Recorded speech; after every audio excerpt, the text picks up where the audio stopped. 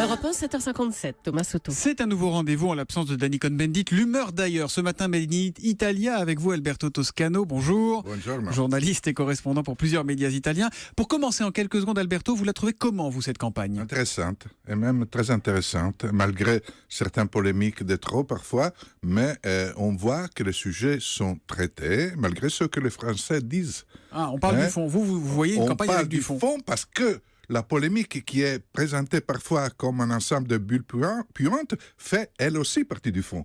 Parce que la question morale, aujourd'hui, dans nos politiques françaises et italiennes, fait partie du fond de la politique. Bon, alors, il paraît que ce qui vous inquiète, vous les Italiens, c'est quand on parle d'Europe ici en France, les Italiens ont peur qu'on délise un chef de l'État tenté par le Frexit.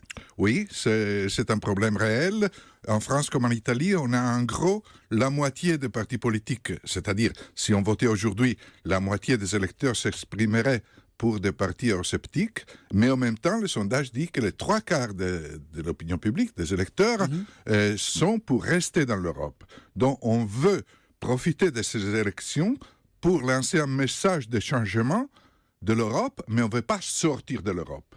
Le vote pour les partis eurosceptiques est plus un message qu'un programme, qu'un désir concret. C'est un peu comme, vous savez, la phrase de Woody Allen qui disait « La vie est horrible et en plus elle est trop courte Oui. ». L'Europe, on passe parfois, ne va pas bien et en plus, il n'y en a pas assez. Donc vous êtes pro-européen et c'est sous ce prisme-là que les Italiens suivent notre campagne.